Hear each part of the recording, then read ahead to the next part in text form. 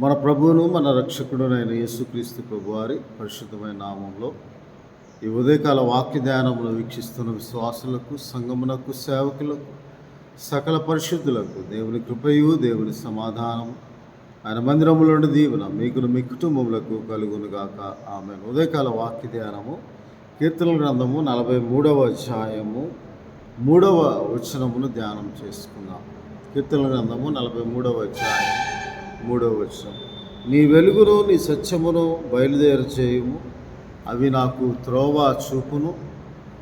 అవి నీ పరిశుద్ధ పర్వతమునకును నీ నివాస స్థలమునకు నన్ను తోడుకొని వచ్చును. అప్పుడు నేను దేవుని బలిపీఠమునొద్దకును, నాకు ఆనంద సంతోషము కలుగజేయు దేవుని యొద్దకు చేరుదును. కీర్తనాకారుడు భక్తుడైన దావీదు నీ వెలుగును నీ సత్యమును బయలుదేరి చేయి ప్రభువా. ఆ వెలుగు వాక్యము, ఆ సత్యము వాక్యం. కాబట్టి దేవుని వాక్యము అవి వెలుగు సత్యములతో పోల్చి వెలుగై ఉన్నది, సత్యమై ఉన్నది. యేసుక్రీస్తు ప్రభు మనకు వెలుగుగాను సత్యముగాను ఉన్నాడని ముందుగానే ప్రవచనాత్మకంగా అవి పరిశుద్ధ పర్వతముకు నీ నివాస స్థలము నన్ను తోడుకొని వస్తుంది.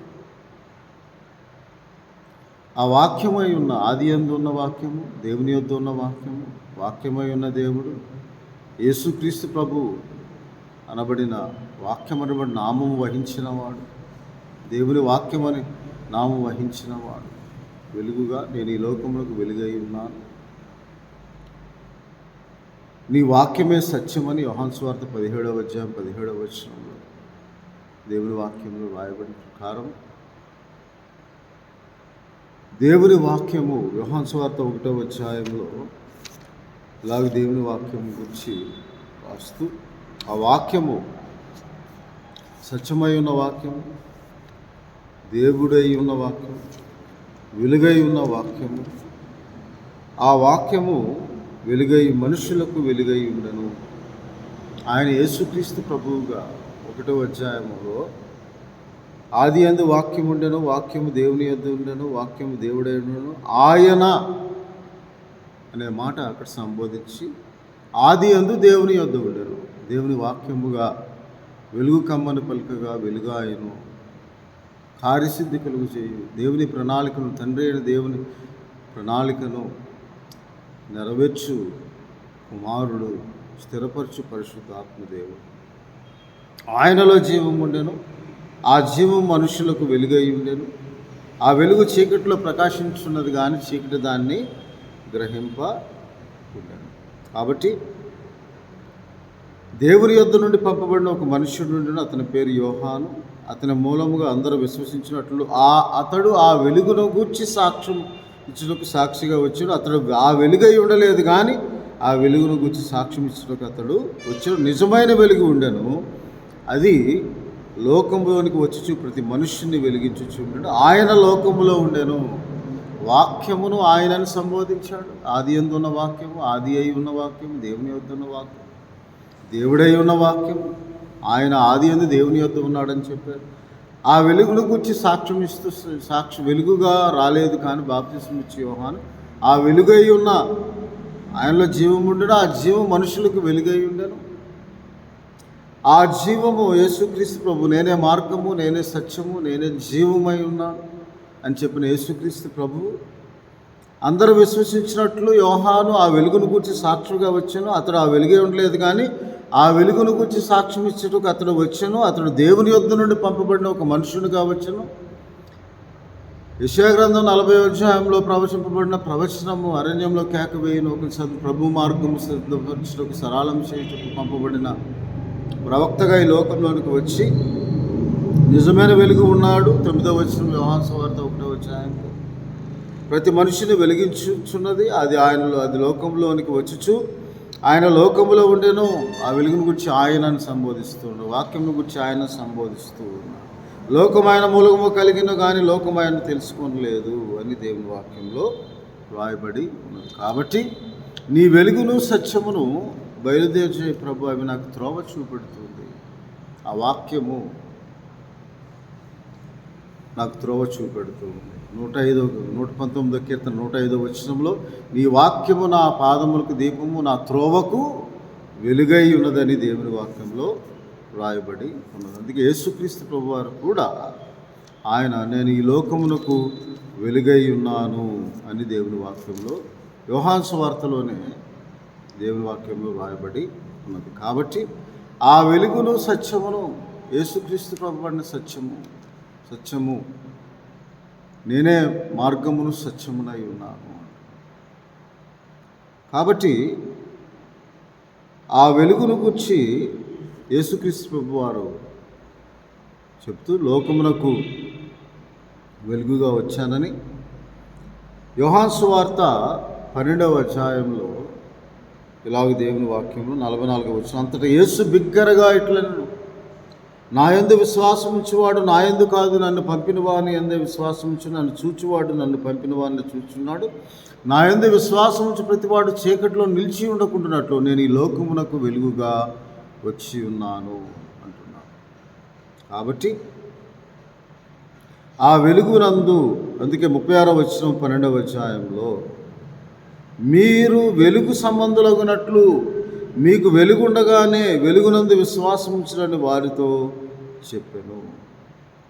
కాబట్టి మనమందరం ఆ వెలుగును సత్యము వెలుగై ఉన్న యేసుక్రీస్తు ప్రభు, సత్యవాక్యమై ఉన్న యేసుక్రీస్తు ప్రభు వాక్యం, దేవుని వాక్యముగా ఆది యందు ఉన్న వాక్యము మనం నమ్ముకొని నా యందు విశ్వాసం ఉంచువాడు అనే మాట.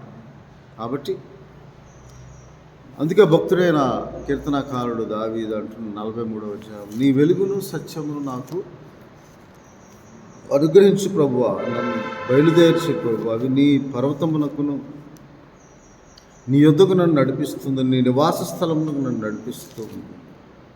ఆ నివాస స్థలంలో ఏముంటాయంటే ఆనందము, సంతోషము.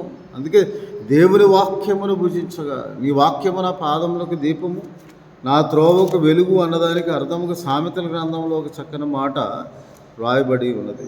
నీ ఆజ్ఞ దీపముగాను అంటాడు. కాబట్టి అది నీకు జీవము, ఆ వాక్యము నీకు జీవము. నీ త్రోవకు వెలుగు, నీ త్రోవలు సవరాళము చేయు ఆ వాక్యము, నేను యథార్థ మార్గంలో నడిపించు వాక్యము అని దేవుని వాక్యంలో రాయబడి ఉంది. కాబట్టి ఎప్పుడైతే మనం అలాగూ ఆ వెలుగులో మనం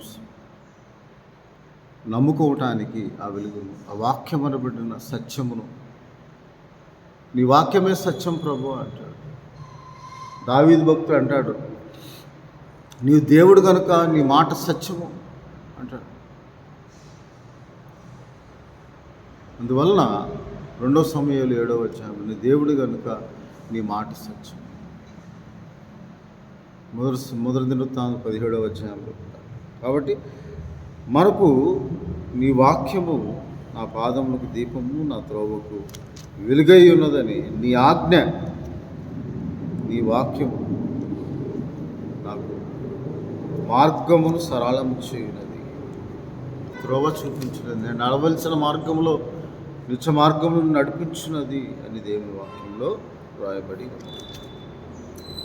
కాబట్టి మనము ఆ వెలుగును సత్యమును ఆధారం చేసుకొని మన త్రోవకు, మన పాదములకు దీపమై వెలుగై ఉన్న ఆ వాక్యమును యేసుక్రీస్తు ప్రభువును ఆధారం చేసుకున్నప్పుడు, యేసుక్రీస్తు ప్రభువునందు విశ్వసించినప్పుడు ఆయన పరిశుద్ధ స్థలముకు నడిపిస్తాడు. ఆయన అక్కడ ఆనంద సంతోషములు, ఆయన బలిపీఠం యొద్దకు మనల్ని నడిపిస్తాడని దేవుని వాక్యంలో రాయబడి ఉన్నది. కాబట్టి మనము అలాగే ప్రార్థన చేయాలి, దేవుని వేడుకోవాలయ్యా, నీ వెలుగును సత్యమును బయలుదేరి చేయ. ఆయన వాక్యము ఆనంద సంతోషము కలుగజేస్తుంది. ఇర్మియా గ్రంథము 15వ అధ్యాయం 16వ వచనంలో ఇలాగ రాయబడి ఉంది, అయ్యా నీ వాక్యము నేను భుజించగా నా హృదయ ఆనందము, నా హృదయమునకు సంతోషము కలుగుచూ ఉన్నదని దేవుని వాక్యంలో రాయబడి, నీ మాటలు నాకు దొరకగా నేను భుజించితిని. సైన్యములకు అధిపతి యెహోవా దేవా, నీ పేరు నాకు పెట్టబడిన కనుక నీ మాటలు నాకు సంతోషమును, నా హృదయమునకు ఆనందము కలుగు చేయొచ్చు ఉన్నవి అంటాడు కీర్తనకారుడు కూడా 43వ అధ్యాయంలో. నీ పరిశుద్ధ నివాస స్థలమును గమని తోడుకొని వచ్చును, దేవుని బలిపీఠం యొద్దకు నన్ను తోడుకొని వచ్చును, నాకు ఆనంద సంతోషము కలుగు చేయు, దేవుని యొద్దకు నేను చేరుదును అంటున్నాను. ఆ వాక్యమై ఉన్న, వెలుగై ఉన్న, జీవమై ఉన్న యేసుక్రీస్తు ప్రభు, మనకు జీవమైన క్రీస్తు ప్రత్యక్షమైనప్పుడు అన్నాడు కొలస్సీ పత్రిక 3వ అధ్యాయం 3-4 వచనం. ఆ జీవము కోరుకున్నట్లు, ఆ జీవమును హత్తుకున్నట్లు, ఆయన వాక్యమును హత్తుకున్నట్లు ద్వితీయోపదేశకాండం 30వ అధ్యాయం 20వ వచనంలో మీరు జీవమును కోరుకొనుడి, ఆయన వాక్యమును హత్తుకొనుడి, మీ ప్రాణమునకు మూలమైన జీవమును దేవుని వాక్యమైన యేసుక్రీస్తు ప్రభువును మీరు హత్తుకొని ఉండినప్పుడు ఆనంద సంతోషములు, హృదయానందము మనకు దేవుడు దయచేస్తాడని, ఆయన సన్నిధిలోనే మనకు ఆనంద సంతోషములు ఉన్నాయని, అది దేవుని వల్ల అనుగ్రహింపబడినవి నిత్యమైన ఆనందము, సంతోషము. అప్పుడు నీవు ఆనందించి సంతోషించి దేవుని మహింపరచువారుగా ఉంటారని దేవుని వాక్యంలో వ్రాయబడి. కాబట్టి మనము ఆ వెలుగును, సత్యము ఆధారం చేసుకునే వాక్యమును, ఆ వెలుగు, సత్యము, జీవమైన యేసుక్రీస్తును ఆధారం చేసుకుని, యేసుక్రీస్తు ప్రభువును నమ్ముకొని, ఆయన రక్షకునిగా హృదయమందు విశ్వసించి, ప్రభు అని నోటితో ఒప్పుకొని, ప్రభు నామమును ప్రార్థించి, ఆయన నామం ఏది అడిగినో 1 యోహాను పత్రిక 3వ అధ్యాయం 2వ వచనంలో అప్పుడు మనకు అనుగ్రహింపబడతాయి. యోహాను సువార్త 15వ అధ్యాయంలో కూడా అంటాడు, మీరు నా నామం ఏది అడిగిన మీరు నన్ను ఏర్పరచుకోనలేదు, కానీ నేను మిమ్మల్ని ఏర్పరచుకున్నాను, మీరు నా నామం ఏది అడిగిన మీకు దొరుకును అంటాడు. కాబట్టి వాక్యమును ఆధారం చేసుకొని జీవమై ఉన్న, వెలుగై ఉన్న యేసుక్రీస్తు ప్రభు చీకటిని విడిచి, చీకటిలో నుండి వెలుగులోనికి మనము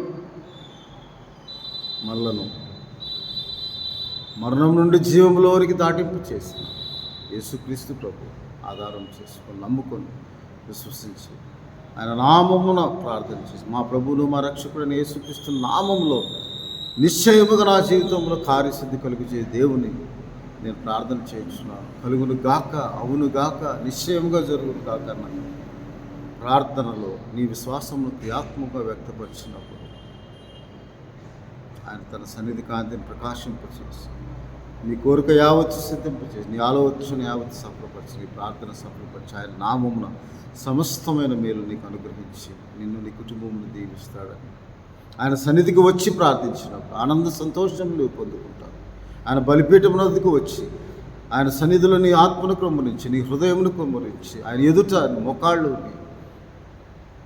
విరిగి నలిగిన హృదయము దేవునికి ఇష్టమైన బలిగా నీవు సజీవయాగంగా అర్పించుకొని, నీ స్వబుద్ధిని ఆధారం చేసుకొనుక నీ ప్రవర్తన అంతటి అధికారమును ఒప్పింపచేసి ఆయనకు సమస్తమును అప్పగించి నీవు ప్రార్థించినప్పుడు ఆయన నీ ప్రార్థన ఆలకించి నీ ప్రార్థన సఫలపరచు దేవుడై ఉన్నాడు. ఆనంద సంతోషము మీకు అనుగ్రహించు దేవుడై ఉన్నాడు. పరిశుద్ధాత్మ యందల ఆనందం పొంది, పరిశుద్ధాత్మలో ప్రార్థన చేసి దేవుడు అనుగ్రహించి మేలు పొందుకోవాలి. అది ఆయన సన్నిధిలో దొరుకు ఆనంద సంతోషం. ఆయన వద్దకు నడిపించు పరిశుద్ధాత్మ దేవుడు నీవు పొంది, ఆయన వాక్యమును ధ్యానించి, ఆయన వాక్యమును ఆధారం చేసుకుని, ప్రభా నీ వెలుగును, సత్యమును బయలుదేరి చేయము, అవి నాకు త్రోవ చూపెడతాయి. ప్రభా నీ వాక్యమే నా పాదమును దీపం, నా త్రోవకు వెలుగుగా ఆయన నడిపిస్తాడని దేవుని వాక్యంలో రాయబడింది. ప్రకారం మనమందరం అలాగూ నీతి మార్గము పయనించేవారు, జీవమును పొందుకునేవారు, ఆయన వాక్యమును హత్తుకొని జీవించేవారు ఉన్నట్టు అప్పుడు నీకు హృదయము, సంతోషము, ఆనందము, పరలోక ఆనందం దేవుడు నీకు అనుగ్రహించి నీ ఆత్మను జీవించేస్తాడని ఉదయకాలం దేవుడు మనతో మాట కృపనాటి ఆత్మ నడిపింపులు దేవుడు మనకు దయచేయను కాక. ప్రభునికి స్తోత్రాలు. అవును నీ వెలుగును, సత్యమును బయలుదేరి అవి మాకు త్రోవ చూపెడతాయి, ఈ సన్నిధికి నడిపిస్తాయి, మీ వద్దకు నడిపిస్తాయి. అప్పుడు మేము హృదయానందం, సంతోషం పొందుకుంటాం. మీ వాక్యం ద్వారా సెలవిచ్చిన మాటను మేము ఆధారం చేసుకుని, వెలుగైన మా క్రీస్తు ప్రభు, వాక్యమైన మా క్రీస్తు ప్రభు, జీవమైన మా దేవ యేసుక్రీస్తు ప్రభు, మీ నామానికి స్తోత్రాలు చెల్లిస్తాం. మీ నామమునే ప్రతి కుటుంబం కొరకు ప్రార్థన చేస్తాం. అడుగు వాటన్నిటికంటే నువ్వు ఊహించు వాటన్నిటి సమస్తమైన మేలు చేయగల సమర్థవంతుడైన దేవుడు మాలోని కార్యసాధకమైన క్రియాశక్తి చొప్పున ప్రతి ఒక్కరికి కార్యసిద్ధి కలిగి చేయండి. మా ప్రభువును రక్షకుడైన యేసుక్రీస్తు వారి పరిశుద్ధమైన నామం ప్రార్థన చేయించున్నాము. మన తండ్రి అయిన దేవుని ప్రేమ, ప్రభువును రక్షకుడైన యేసుక్రీస్తు వారి కృప, పరిశుద్ధాత్మని చాదర అన్యోన్య సహవాసం దేవుడు మిమ్మల్ని దర్శించి, మీ కుటుంబమును దర్శించి, మీ అవసరతలు తీర్చి, అనేక సంవత్సరాలుగా యేసుక్రీస్తు ప్రభు నామంలో దేని గురించి అయితే మీరు ప్రార్థిస్తూ ఉన్నారు, ఆ ప్రార్థనను సఫలపరిచి, ప్రార్థనకు ప్రతిఫలము దేవుడు మీకు అనుగ్రహించి, వాక్యమై ఉన్న దేవుడు, వెలుగై ఉన్న దేవుడు, జీవమైన దేవుడు మీకు తోడుగా ఉండును గాక. మిమ్మల్ని మీ కుటుంబమును ఆశీర్వదించును గాక. ఆమె దేవుడు మిమ్మల్ని దీవించును గాక. ఆమె.